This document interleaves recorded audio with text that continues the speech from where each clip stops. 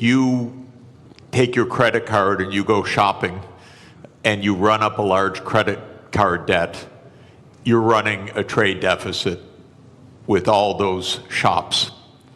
Now, it would be pretty strange if you then blamed all the shop owners for having sold you all those things. You're ripping me off, you're ripping me off, you're ripping me off, I'm running a trade deficit.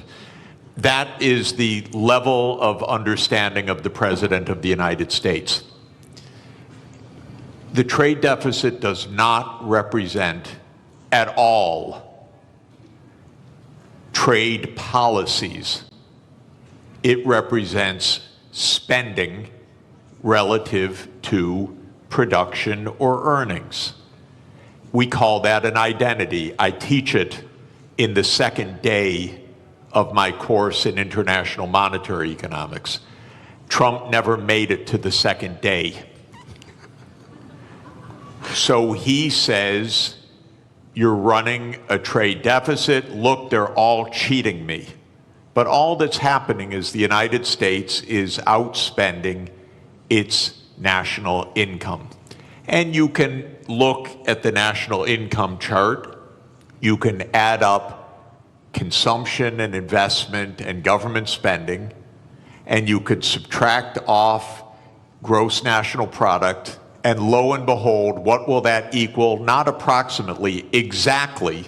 That will equal the current account deficit, which is the comprehensive measure of how much you spend on goods and services versus how much you sell in goods and services.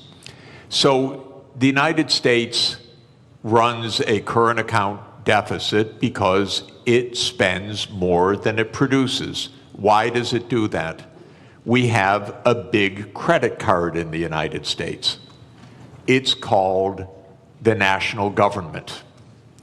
The US government spends about $2 trillion a year more than it takes in revenues. What it's doing is making transfers to the American people and to American businesses.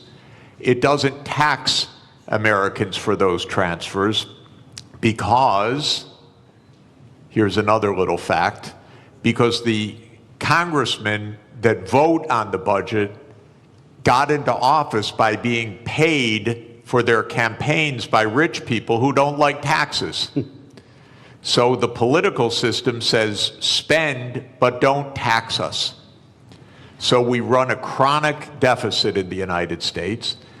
That spending goes out either as transfer payments or goods and services, and that's more than our national income, which is about $30 trillion, and our spending is about $31 trillion.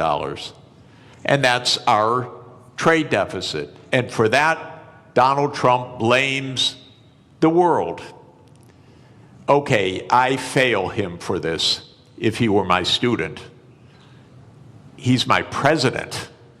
It's a little weirder because when he did this, in 2 days, the world lost $10 trillion of market capitalization. By the way, where did it go? Did it get transferred from here to here? No, it got destroyed. Why destroyed?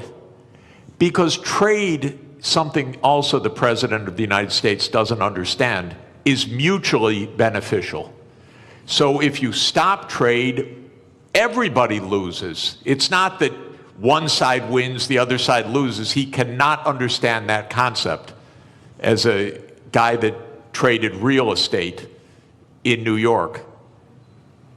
So his idea is somebody had to win, somebody had to lose. But what happened when he made this announcement was $10 trillion was wiped out worldwide. It's not that the US went up and they went down. No, everybody went down. Because the whole world system is based on a division of labor, and he's breaking that division of labor into pieces. So then people said, this doesn't make sense. Even the very rich people that gave him the money for him to get into office started saying this doesn't make sense. The hedge fund managers who were his big campaign contributors. Elon Musk, who paid for his election, became prime minister. He said this doesn't make sense. And then the markets said this doesn't make sense. Not only $10 trillion, but as the finance minister said, interest rates started to rise because people began to dump U.S. Treasury debt. The safest thing in the world, apparently. So, interesting what happened.